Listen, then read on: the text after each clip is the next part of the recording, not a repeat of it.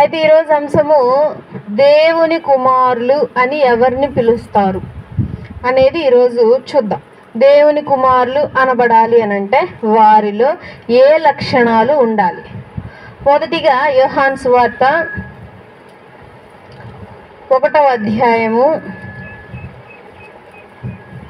యోహాను సువార్త 1వ అధ్యాయము 12వ వచనం. యోహాను సువార్త 1వ అధ్యాయము 12వ వచనం. తన్ను ఎందరు అంగీకరించిరో వారికందరికి అనగా తన నామమందు విశ్వాసముంచిన వారికి దేవుని పిల్లలగుటకు ఆయన అధికారము అనుగ్రహించెను. ఎవరెవరు అవుతారు దేవుని పిల్లలు? దేవుని యందు విశ్వాసం ఉంచువారు దేవుని పిల్లలు అవుతారు. తర్వాత ఏం రాయబడింది? తనని ఎవరైతే అంగీకరిస్తారో, ఏమని అంగీకరించాలి? ఈయనే నా దేవుడు, ఈయనే నా కోసం ప్రాణాన్ని అర్పించాడు, ఈయనే సిలువలో నా కోసం ప్రాణ త్యాగం చేశాడు అని ఆయన మనం ఒప్పుకొని ఆయన యందు విశ్వాసం ఉంచిన వారు మాత్రమే దేవుని కుమారులు అవుతారు. తర్వాత గలతీయులకు రాసిన పత్రిక, గలతీయులకు రాసిన పత్రిక 3వ అధ్యాయము 26వ వచనం. 3:26. యేసుక్రీస్తునందు మీరందరూ విశ్వాసము వలన దేవుని కుమారులై ఉన్నారు. ఎవరి యందు విశ్వాసం ఉంచితే దేవుని కుమారులయ్యారు? యేసుక్రీస్తునందు విశ్వాసం ఉంచితే దేవుని కుమారులు అవుతారు. యేసయ్యను నమ్మితే తండ్రి కూడా నా కుమారులు కుమార్తెలు అంటారు. యేసుక్రీస్తుని నమ్మకుండా ఓన్లీ తండ్రిని నమ్మితే నువ్వెవరో నాకు తెలీదు అంటాడు. కాబట్టి ఫస్ట్ తండ్రి దగ్గరికి వెళ్ళాలి అని అంటే ఫస్ట్ కుమారుణ్ణి నమ్మాలి. తర్వాత దేవుని వాక్యం ఏ విధంగా సెలవిస్తుంది? ఇంకొంచెం ముందుకెళ్తే ఎఫెసీయులకు రాసిన పత్రిక 1వ అధ్యాయము 6వ వచనం. ఎఫెసీ 1:6. ఎట్లనగా తన ప్రియుని యందు తాను ఉచితముగా మనకు అనుగ్రహించిన తన కృపా మహిమకు కీర్తి కలుగునట్లు తన చిత్త ప్రకారమైన దయా సంకల్పము చొప్పున యేసుక్రీస్తు ద్వారా తనకు కుమారులనుగా స్వీకరించుటకై మనలను ముందుగా తన కోసము నిర్ణయించుకొని మనము తన ఎదుట పరిశుద్ధులమును నిర్దోషులమునై ఉండవలెనని జగత్తు పునాది వేయబడక మునిపే ప్రేమ చేత ఆయన క్రీస్తులో మనలను ఏర్పరచుకొనెను. జగత్తు పునాది వేయబడక మునిపే మనము దేవుని కుమారులు అవ్వాలి అని చెప్పి ఒక సంకల్పాన్ని, ఒక బలియాగాన్ని ఆల్రెడీ నిర్ణయించేశాడంట దేవుడు. జగత్తు పునాది అని అంటే ఈ సృష్టి ప్రారంభించటానికి పునాది వేయక ముందే, ఇళ్ళు కట్టేటప్పుడు పునాది వేస్తాం కదా, అదేవిధంగా దేవుడు ఈ సృష్టిని చేయక ముందే ఆలోచించేశాడంట. మనుషులందరూ పాపాలు చేస్తారు, నా మాట వినరు వీళ్ళు, కాబట్టి నా ప్రియకుమారుని పంపించి శిలువ యాగం చేయించాలి, బలియాగం చేయించాలి అని అప్పుడే ఆల్రెడీ నిర్ణయింపబడింది. ఆయన ప్రేమ చేత మనమందరము దేవుని కుమారులము అని పిలువబడడానికి అర్హులమయ్యాం. రోమీయులకు రాసిన పత్రిక 9వ అధ్యాయము 26వ వచనం. రోమీయులకు రాసిన పత్రిక 9వ అధ్యాయము 26వ వచనం. 9:26 రోమా.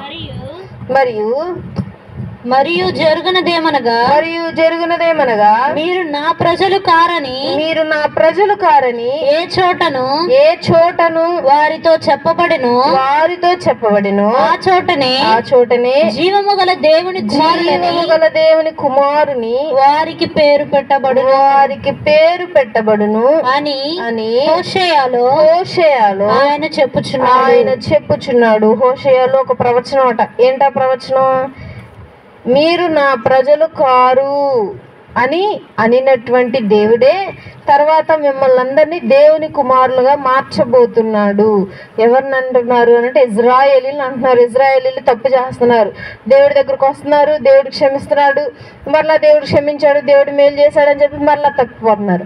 ఇక అప్పుడు దేవుడు కోపం వచ్చి వీరు నా కుమారులు కారు అని అన్నాడు. అప్పుడు క్రీస్తు వచ్చి శిలువ యాగం చేశాడు. కాబట్టి ఇందు మూలంగా మనం అందరము దేవుని కుమారులుగా ఎంచబడ్డాం. తర్వాత 2 కొరింథీయులకు రాసిన పత్రిక 6వ అధ్యాయము 18వ వచనం. 2 కొరింథీ 6:18 మనకు 18 దేవుని ఆలయమునకు విగ్రహములతో ఏమి పొందిక? మనము జీవము గల దేవుని ఆలయమై ఉన్నాము. అందుకు దేవుడు ఇలాగ సెలవిచ్చుచున్నాడు, నేను వారిలో నివసించి సంచరింతును, నేను వారి దేవుడనయుందును, వారు నా ప్రజలయుందురు. కావున మీరు వారి మధ్య నుండి బయలువెడలి ప్రత్యేకముగా ఉండుడి, అపవిత్రమైన దానిని ముట్టకూడని ప్రభు చెప్పుచున్నాడు.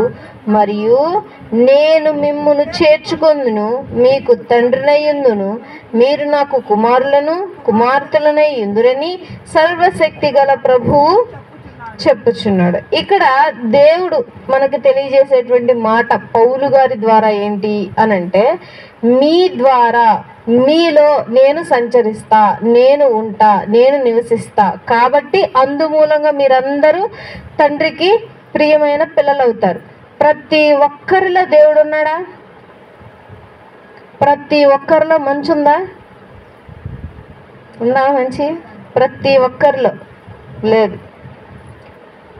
ఎంతమందిలో ఉంది లెక్కేసి చెప్పచ్చు. మంచి వాళ్ళు ఎంతమంది ఉంటారు, మంచి మనసు ఎంతమందికి ఉంది అని చెప్పి లెక్కలేసి చెప్పచ్చు. మరి ఎక్కువ శాతం ఎవరున్నారంటే పాపులు ఉన్నారు, అపవాది కుమారులు కుమార్తెలు ఉన్నారు అపవాది. అయితే దేవుడు ఎవరి దగ్గరైతే సంచరిస్తూ ఉంటాడో, ఎవరైతే దేవుణ్ణి అంగీకరిస్తారో, ఎవరైతే దేవుణ్ణి హృదయంలోనికి తెచ్చుకుంటారో వాళ్ళతో మాత్రమే దేవుడు ఏమంటున్నాడు, మీరు నాకు పిల్లలయ్యుందురు, నేను మీకు తండ్రినయ్యుందును. తర్వాత లూకా సువార్త 6వ అధ్యాయము 35వ వచనం.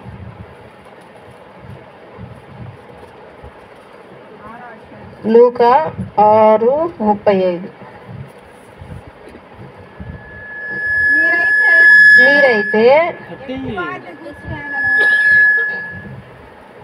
మీరైతే ఎట్టివారి గూర్చి అయినను నిరాశ చేసి కనుక మీ శత్రువులను ప్రేమించుడి, మేలు చేయుడి, అప్పియుడి, అప్పుడు మీ ఫలము గొప్పదయ్యుండును, మీరు సర్వోన్నతుని కుమారులయ్యుందురు. ఆయన కృతజ్ఞత లేని వారి ఎడల దుష్టుల ఎడలను ఉపకారి అయి ఉన్నాడు. చాలు. సో మీ తండ్రి శత్రువులను ప్రేమిస్తా ఉన్నాడు, మీరు కూడా శత్రువులను ప్రేమించాలి. మీ తండ్రి ఏ విధమైనటువంటి మేలు చేశాడో మీరు కూడా అలాగే చెయ్యాలి. సో మీ తండ్రి ఏ గుణాలు కలిగి ఉన్నాడో మీరు కూడా అట్టి గుణాలే కలిగి ఉండాలి. అప్పుడే మీరు కూడా దేవుని కుమారులు అనబడతారు. మరి లాస్ట్లో ఉంది చూడండి, ఆయన కృతజ్ఞత లేని వారి ఎడల దుష్టుల ఎడలను ఉపకారి అయి ఉన్నాడు. ఎవరైతే ఒకరు సహాయం చేస్తే దాన్ని మర్చిపోతారో, ఎవరైతే దుష్టులుగా ప్రవర్తించి ఎదుటి వారికి కీడు చేస్తారో ఖచ్చితంగా దేవుడు వారికి మరలా తిరిగి కీడుని రప్పిస్తాడు.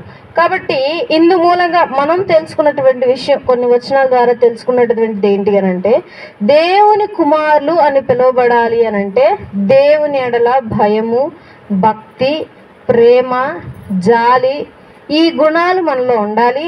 మరలా దేవుణ్ణి మనలోనికి ఆహ్వానించాలి, దేవుడు మనలో సంచరించాలి. అప్పుడే మనం అందరము దేవుని కుమారులు అనబడతాము. నువ్వు నా కుమారుడువు, నేను నీ తండ్రిని అని చెప్పి దేవుడు చెప్తా ఉన్నాడు. తర్వాత హెబ్రీయులకు రాసిన పత్రిక 12:6.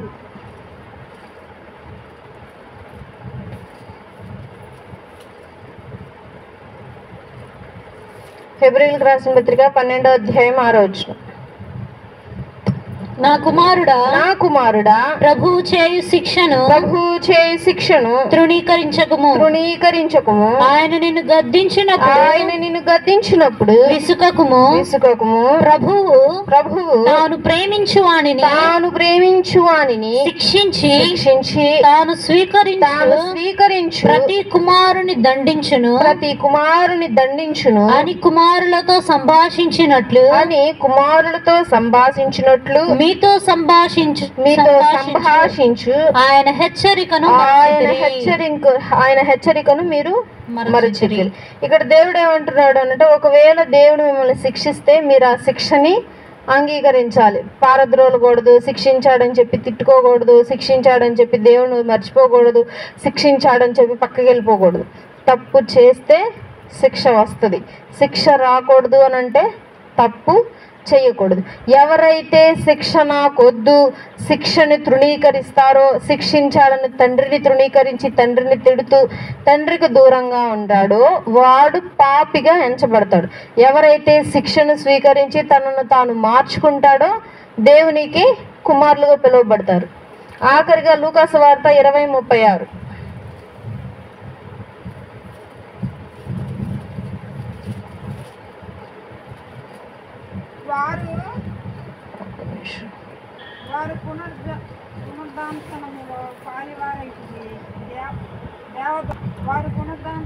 వారు పునరుద్ధానంలో పాలువారై ఉండి దేవదూత సమానులను దేవుని కుమారులై ఉందురు గనుక వారికను చావరు. ఫుట్ నోట్లో 3rd పాయింట్, పునరుద్ధానపు కుమారులై ఉండి. పునరుద్ధానము అనంటే మళ్ళీ పుట్టటం, తిరిగి జన్మించటం, తిరిగి లేవటం, చనిపోయి మరలా బ్రతకటం. ఈస్టర్ని పునరుద్ధానపు దినము అని అంటాం. సో మనం కూడా పునరుద్ధానులై పునరుద్ధాన విధముగా మనం కూడా పాపంలో చచ్చిపోయి మరలా తిరిగి బ్రతికితే చివరికి ఏమని పిలువబడతాం? దేవుని కుమారులు అని పిలువబడతాం. ఓకే, ఫస్ట్ నుండి మనం ప్రేమ కలిగి ఉండాలి. దేవుడు మనల్ని శిక్షిస్తే దాన్ని అంగీకరించి మారు మనసు పొందాలి. పాపంలో చచ్చిపోయి మరలా తిరిగి బ్రతకాలి. ఈ విధమైనటువంటి కార్యక్రమాలు మనం చేస్తూ ఉంటే, ఎదుటి వారితో ప్రేమ కలిగి ఉంటే దేవుడు ఏం చేస్తాడు? కుమారులు కుమార్తెలు అని దగ్గరికి తీసుకుంటాడు. లేదు, ఇష్టం వచ్చినట్లు చేసి మనం ఇష్టం వచ్చినట్లుగా ఆలోచించి దేవునికి వ్యతిరేకంగా ఉంటే, దేవునికి వ్యతిరేకంగా పాపం చేస్తే దేవుడు కోపం వచ్చి దేవుడు తన కుమారులను కుమార్తెలను దూరం పెట్టేస్తాడు. ఇచ్చిన మాటలు దేవుడు మనం ఇంట్లో దీవించి ఆశీర్వదించి భద్రపరచును గాక.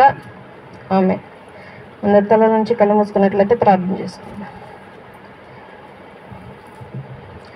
మమ్మల్ని ప్రేమించిన ప్రియపరులకు తండ్రి ఇచ్చినటువంటి గొప్ప దినం నుండి సమయం బట్టి వందనం స్తుతులు స్తోత్రం తండ్రి ప్రభా. ఎంతో మంది రోజులకు నశించిపోతుండగా మీరు మమ్మల్ని అలాగే చేయకుండా మమ్మల్ని ఇప్పటికే సజీవులకు ఉంచారు. వందనాలు నా తండ్రి ప్రభా. ఈరోజు జరిగినటువంటి కార్యక్రమంలో ఆది నుండి అంతవరకు అదృష్టం వహించారు. మీకు వందనాలు. వాక్య భాగంలో తోడుగా అన్నారు. వందనములు.